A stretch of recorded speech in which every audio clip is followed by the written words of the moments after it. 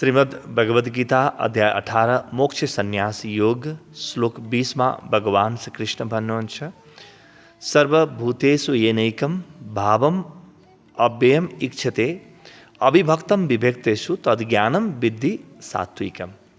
जुन ज्ञानद्वारा मनुष्यले पृथक पृथक सबै भूतहरूमा एक अविनाशी परमात्मा भावलाई विभाग रहित समभावले स्थित देख्दछ त्यस ज्ञानलाई तिमीले सात्विक जान। अघिल्लो सूत्रमा कर्म प्रेरणा का तीनवटा स्रोतहरू भनियो। त्यसमध्ये एउटा थियो ज्ञान।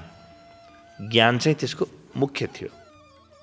ज्ञाता, ज्ञान र ज्ञेय, जानिने वस्तु, जान्ने व्यक्ति, जान्ने प्रक्रिया अनि जानिने वस्तु। यी तीनवटालाई केले जोड्छ त? ज्ञाता एकातिर छ, अर्कोतिर चाहिँ ज्ञेय छ, जानिने वस्तु छ, त्यसलाई जोड्छ ज्ञानले। त त्यो ज्ञान जुन छ त्यो ज्ञान चाहिँ कति प्रकारको हुन्छ त? कति प्रकारका ज्ञान हुन्छन् त? यो हो संसारकै कुरा। यी तीन गुणको कुरा हो यो। र गुण संसारका हुन्छन्। गुण यानी बन्धन, गुण यानी त्यसको विशेषता।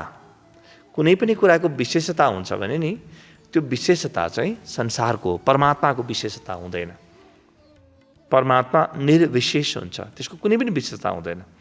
केही पनि कुरा साधारण र असाधारण दुईटै संसारका हुन्। पाप र पुण्य दुईटै संसारका हुन्। क्षुद्र र महान दुवै संसारका हुन्। परमात्मा, पाप र पुण्य, निकृष्ट र उत्कृष्ट, क्षुद्र र महान, पाप र पुण्य सबैबाट अलग छ। त्यसको लोकका कथा नै होइन नि, यिनीहरू यही लोकका कथा हुन्। त्यसकारणले यी जति पनि ज्ञानहरू छन् यी सारा ज्ञान यो जगतका ज्ञान हुन्। तर आफूलाई चिन्न बडो सजिलो हुन्छ। आफूलाई चिन्यो भने यो ज्ञानद्वारा आफूलाई चिन्यो म भित्र के भइरहेको छ, म कहाँ छु, म सात्विक हुँ कि म राजस हुँ कि म तमस प्रकृतिको हुँ, चिने भने नि मलाई अत्यन्तै सजिलो हुन्छ। किनभने अध्यात्मको गहिरो नियम हो। जुन कुरा मेरो अनुभवमा आयो त्यसबाट म माथि उठ्न थाल्छु। अनुभवमा आयो भने कुनै पनि कुरालाई मैले जाने भने जानेको कुराभन्दा म माथि उठ्छु। राति तपाईँ कहीँ जाँदै हुनुहुन्छ, अँध्यारो थियो, बाटोमा तपाईँले केही देख्नुभयो, ओहो लौ सर्प पो रहेछ त बाबा, कत्रो सर्प रहेछ भने तपाईँ डराउनु भयो। किन? त्यो तपाईँले निश्चय गर्नै सक्नु भएन। त्यो अनिश्चयले डर जन्मिएको हो। सारा डरहरू अनिश्चयमा मात्रै हुन्छन्। त्यो के हो भनेर यकिन गर्न सक्नु भएन। एकछिनपछि एउटा मोटर गाडी गयो त्यहाँबाट।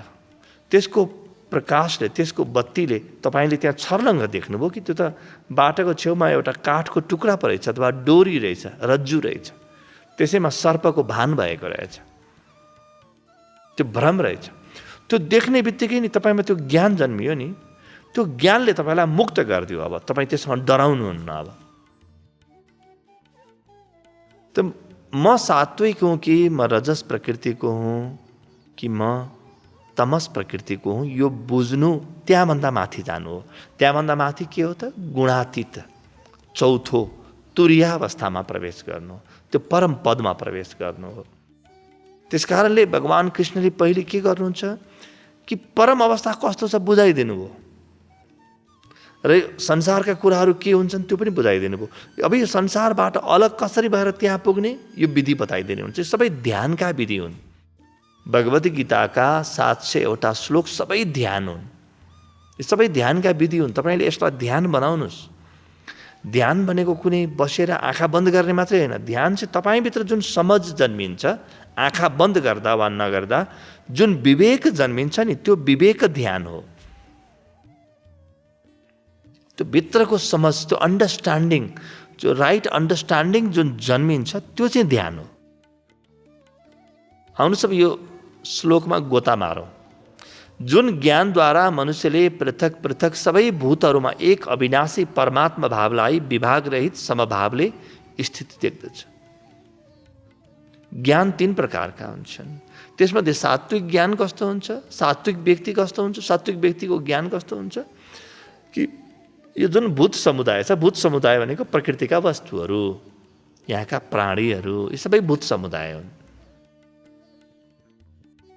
यी अलग अलग छन्। हेर्नुहोस्, मेरो यो लुगा अलग छ, मेरो शरीर अलग छ, यो सोफा अलग छ, यहाँको वातावरण अलग छ, यो माइक अलग होला, यो क्यामेरा अलग छ, यी मान्छेहरू अलग छन्, यहाँको छत अलग छ, पृथ्वी अलग छ, यहाँ पृथक पृथक पृथक देखिन्छ।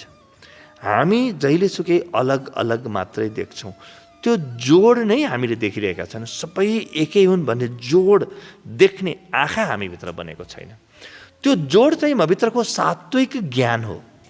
यदि मेरो ज्ञान चाहिँ, ज्ञानको क्षमता सात्विक बन्यो भने म सबैलाई जोड्ने त्यो एक अव्यय भाव देख्छु। अव्यय भनेको कहिले पनि विनाश नहुने, त्यो अविनाशीलाई देख्छु।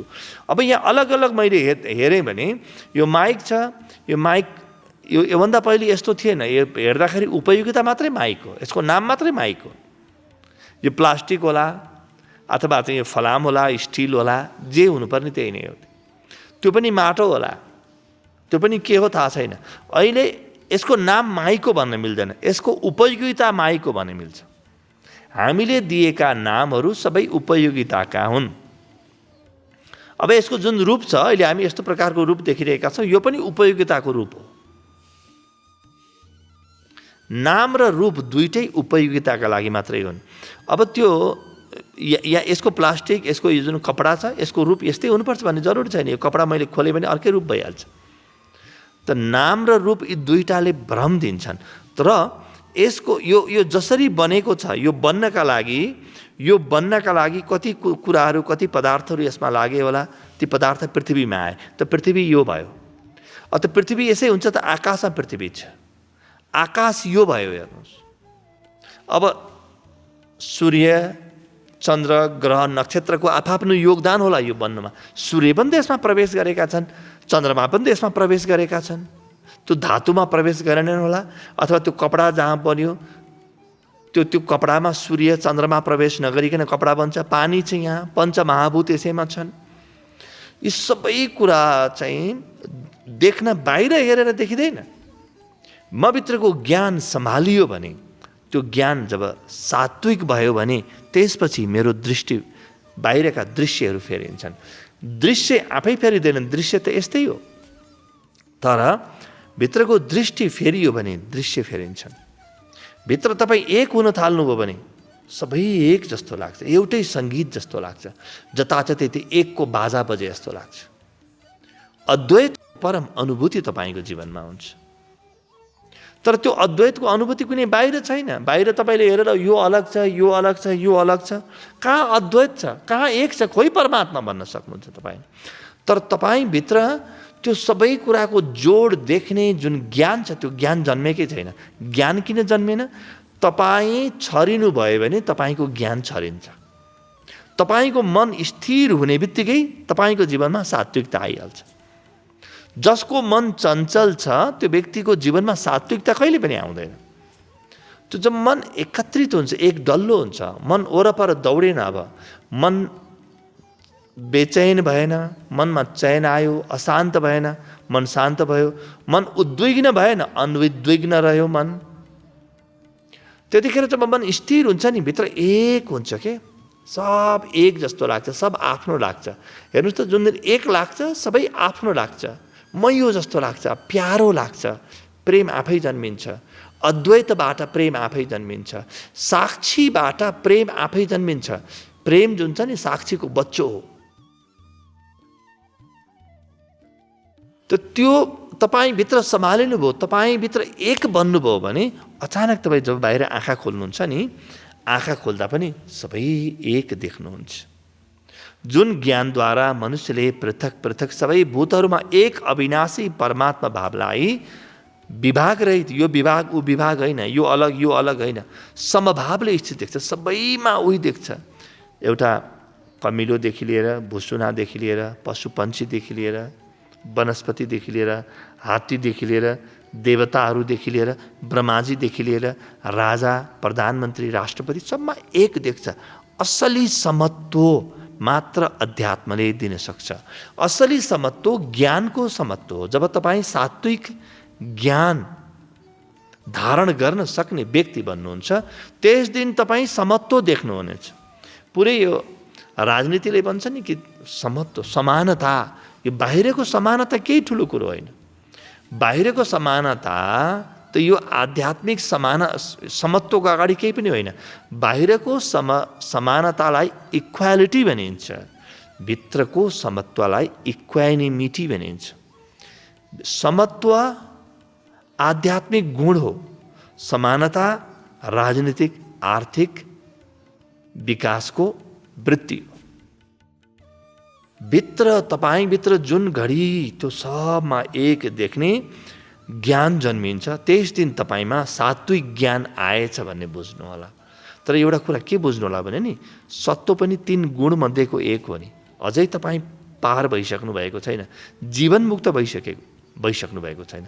तपाईँ देख्दै हुनुहुन्छ, यो सबै देख्दै हुनुहुन्छ बाहिर, र पनि परमात्मालाई पनि देख्दै हुनुहुन्छ। तपाईँको लागि संसार पनि छ, परमात्मा पनि छ, दुईटै कुरा छ। एउटा यस्तो बिन्दु आउनेछ जब संसार गायब हुनेछ र एक परमात्मा शेष रहनेछ। ब्रह्म सत्यम जगन मिथ्या जीव ब्रह्मैव नापरा। आद्य शंकराचार्य। ब्रह्म सत्य हुनेछ, जगत मिथ्या देखिनेछ। जुन दिन तपाईलाई त्यो ईशको अनुभव हुन्छ, त्यो परमेश्वर तपाईको जीवनमा आउँछ, त्यस दिन तपाईको लागि संसार रहँदैन। तपाईको यो जीवात्मा रहिरहन्छ, जीवात्माले संसारसँग व्यवहार गर्छ, तर तपाईको लागि यो संसार नै ब्रह्मरूप हुन्छ, यो संसार नै भागवत रूप हुन्छ।